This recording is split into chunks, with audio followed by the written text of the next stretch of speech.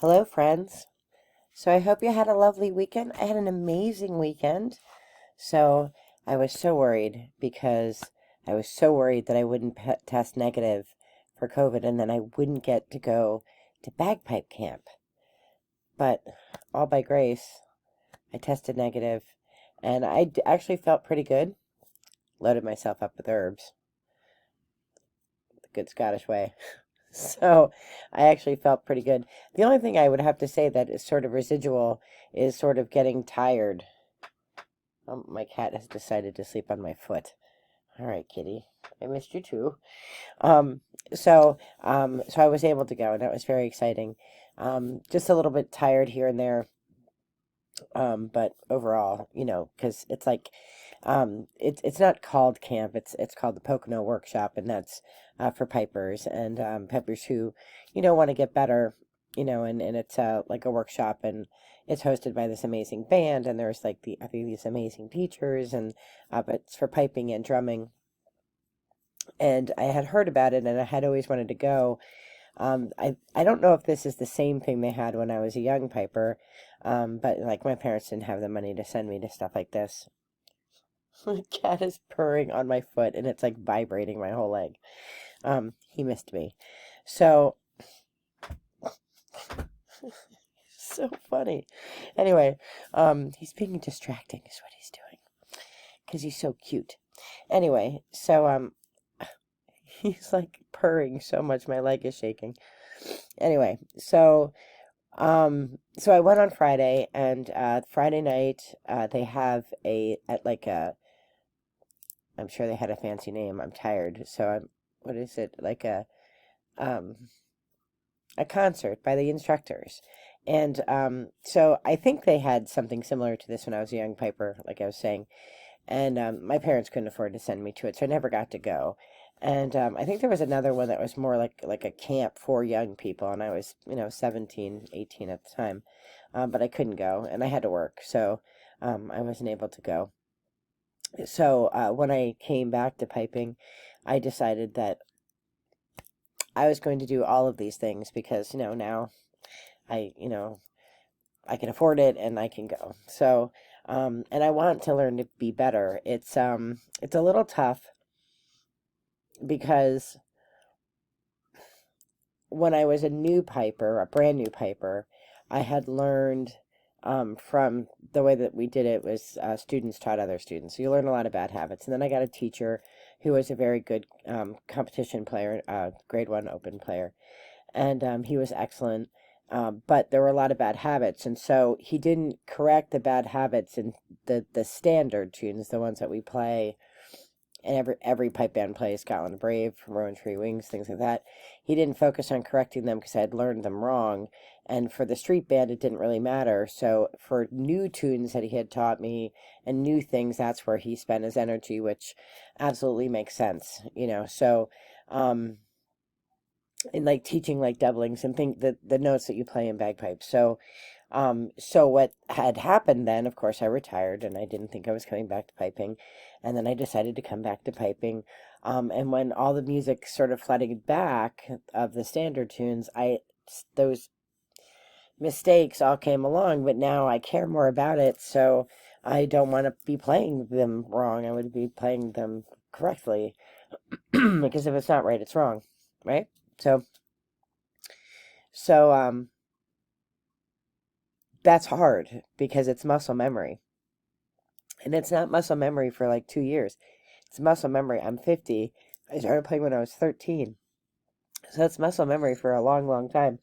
So when it comes to learning new tunes, I learn them correctly. But I'm trying to go back and fix up these tunes that I've known. Now, when I started in 2020, when my brother restored my pipes, I joined two bands who play very different music. And then in like the span of 6 months or something, I learned, I can't even remember what it was, like 87 tunes. And fortunately, I have a good memory and I can learn tunes very easily if they're not complicated, if they're not like P-Rock, right? Like I can learn them pretty quickly. But when you're doing that sort of level of learning so many, because there was like tunes for each band, their sets, and then there were tunes that I wanted to learn that I had kind of like tucked away in my memory and said like if I ever play again, I want to learn this tune. And so I learned a lot of tunes, and I just need to be better at the embellishments, which are the grace notes. So I am really focused on doing that. So this piping camp, which is not called a camp because adults don't call things camp, I do, but nobody else does, was just amazing, because not only are you surrounded by other players of all varying levels, you're being instructed by the best people in the industry, and or the hobby. I don't know if it's an industry. I guess it's an industry. The hobby and the it's not really a hobby, like it's a passion, right?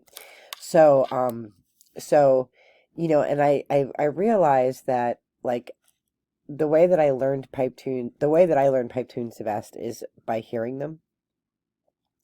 And I know this sounds absolutely ridiculous, but I have to feel them in my soul. And I can feel them in my soul and not like them, but I have to feel the tune first. Like, I have to feel it, and that really requires me to hear the song a few different times. So if I'm learning, like,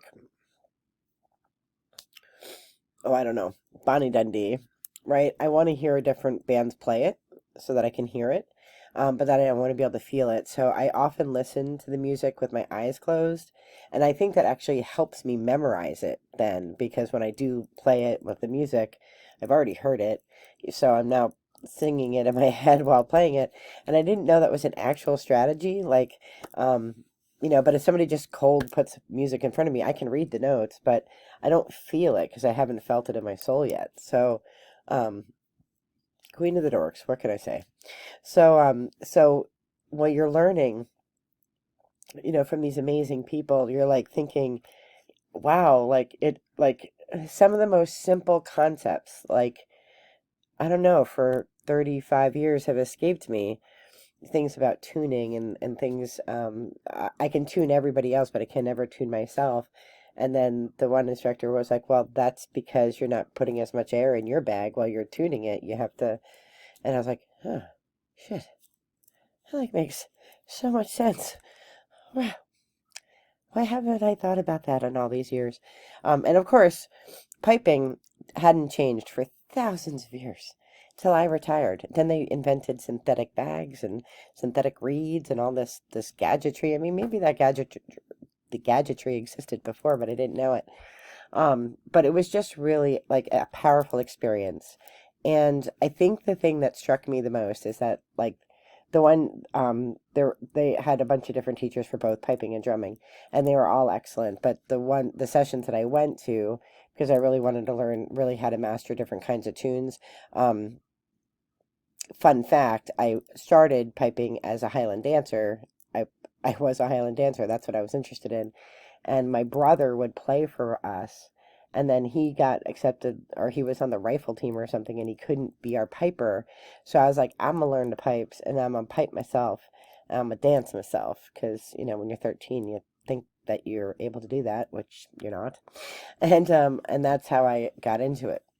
So I really like dance music, Strathspeys and reels, and I like to listen to them, and I liked to dance them, and I taught sword dancing for a little while because a local high school was doing Brigadoon and they needed a dance instructor, so I knew enough of Highland Fling and stuff like that. Um, and I enjoyed the dancing. I enjoyed piping more, but it's just part of who I am and part of, like, my soul. So that's the music that I really, really like. But that is the music that I think I'm the weakest at. I'm really good at marches. I can pick them up pretty quickly. And in street bands, that's a lot of what you play are the marches. And then there's like the popular tunes, like, there's like popular songs that, in like secular music, there's popular songs, like La Bamba and stuff like that. Well, piping has similar kinds of songs that everybody likes to hear, Clumsy Lover, and these different tunes. And the bands that I'm in play some of that stuff, but they don't always play it well because they don't play it together. They don't listen to each other, and then it sounds like garbage because everything's all garbled. Right. So I really want to get better at playing faster tunes. I tend to like sad, sappy tunes, and that's true in secular music or hymns. I really like, like I like a good cry. So I, I like the ones that let all mortal flesh keep silence. I mean, the Anglican Church is full of all kinds of great sad songs. But I do like to play at bars, and and people want to hear dance music at bars. They don't want to hear, you know, sad, sappy songs. So I went to workshops on things of places where I needed to develop, and that's definitely the dance music is something I definitely need to brush up on. Actually, it would be more than brushing. It would be like totally dismantling and reinstalling something. So the teacher for that is a person whose name I don't know, because I've been out of the game for so long. I don't know who the people who were the big people when I was in are all like retired now, right? And so I don't know who the new judges are. I mean, I watch the competitions and stuff when they come around and they're posted on YouTube, but or sometimes live if I can get a stream. So I knew these names, but because I had been out of it for so long, it didn't like click to me who they were. And the main one is just this amazing guy. Like he's so sweet and humble and funny and just nice. He's like the best piper in the world. He's got the fastest fingers I've ever seen in a pipe, like ever, like and there's some really fast pipers out there, if you are into pipe music and you've heard of the Red Hot Chili Pipers. I mean, those pipers have fast fingers too. This guy, he was playing notes that I never even heard of. Like I've never heard like these like the naughty notes of bagpiping. I didn't even know that was a thing. And his fingers are so fast. But what struck me the most about him was just how like humble he is. He's so nice and kind and like a sweet person, but you could tell like doesn't take bullshit from people, which in his band, like his band is are the world champions. So like you can tell like he is very sweet, but he's also like here's your shit that you need to do and you need to do it, and that's like we're not going to fart around and like tick around doing nonsense. And I just really liked I you could tell he's like a good human and just a great person and not at all. Sometimes I think this is true probably in every hobby, but some of the top players in piping are just arrogant jerks. And there was one at the Celtic Classic where I was announcing this year because I was in a boot, and this pipe major young guy, maybe early 30s, um, there was a glitch and nothing had gotten to me for the announcing. So I actually had to go to the bands and ask them what tunes they were playing. And they had, in their defense, they had all sent this stuff in, but nobody gave that to me. So I didn't have it. And I didn't have it if the judges asked me for it. So I went around and asked to speak to whomever. It didn't have to be the pipe major, it could be whomever. And the one pipe major was so condescending and nasty to me. And I just like, he was like, well, in bagpiping, blah, blah, blah. I'm like, you asshole, I've been piping longer than you're alive, so shut up. Like I didn't say that. I just smiled and said, I understand. Can you just tell me what the tunes are? Because I don't want to have to explain to the judge why they don't know what the music is. So why don't you just tell me? Or give me a person that can tell me. So, it's just that sort of attitude that some pipers have, and it's usually the younger ones. And this guy, who is the best in the world, is so not like that. Like, it restored my faith in humanity. Like, that this guy who's so talented would be willing to share his amazing talent with there are a lot of different levels of pipers there, but there were a lot of new pipers there, and a lot of high school kids from our local high school that has a bagpipe band, and he was just like so attentive, to the newest piper as well as the grade one competitive pipers. He was just so gracious, and I was like so humbled by that, because that's how we all should be. We're all good at stuff. Like I'm good at my job. I'm good at what I do, and I can, figure out stuff to match up technology with, with literature or chemistry or criminal justice or whatever. But at the end of the day, like that talent is a gift from God, whatever your, source, whatever. Those are gifts that are bestowed upon us, and how we handle them and how we represent them, not only speaks about our own character, but about whomever we represent, God, Spirit, the One, whatever. And I really could have talked to him about any number of things. He told great stories. He plays all these instruments, including the accordion, which is awesome. My mom played the accordion. She did so under duress because her parents made her. But it was just like he was so amazing, and I learned so much in such a short amount of time. Just ways to practice the scale, to practice my doublings and the technique of piping. It was just incredible. It was such an awesome weekend, and I'm so glad that I got to go. I was so grateful that I was well enough to go. But it was such a positive experience. And then in addition to meeting these amazing people and this amazing guy who's super, super humble, um, you meet all these pipers that you've seen at parades. Like I've seen them at Allentown, St. Patrick's Day parade. I've seen them at Gerardsville. I've seen them at the Jack Frost parade. You see them, but you never really talk to them because pipe bands are always so like, like this is my band and I can't talk to anybody else. I think that's nonsense. Like I think, we're all, we all are in the bands we're in because we're local to them, right? Or if you drive to a band, it's because you like either that they're a competition band, or you like what they do, or you know somebody in it or something. There's really, if you're a street band, you're not competing against one another, so there's really no need to be like snooty patooty and unfriendly. And it was just great to meet some people, and we had a great time. And I made friends with some other girl pipers. There aren't a lot of female pipers in the bands that I'm in, so it's nice to meet other female pipers. And it was just an amazing experience. And then I came home, dumped my stuff, and then ran to a Scottish Society meeting, and I got to eat Scotch eggs, which I'm so glad because the food at this thing sucked. I mean, I'm pretty picky and I like my Celtic food, so they had Italian, which is probably my least favorite kind of food that's out there.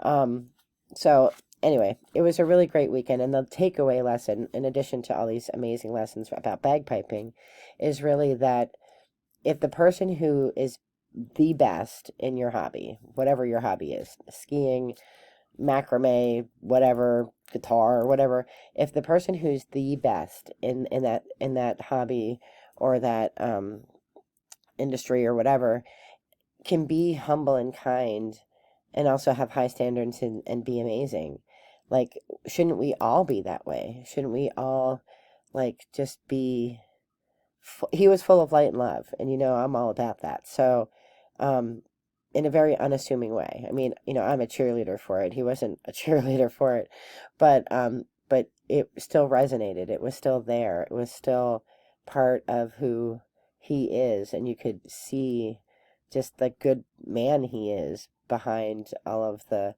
you know, amazing talent that he has. He's just an amazing human too. And like, shouldn't we all be so, grateful to be that way? So it was a great weekend. I am exhausted, so I am going to take a bubble bath and then go to bed. So I am wishing all of you all the very best in light and love, and I hope you have a great week. Be well, take care, and I will see you soon.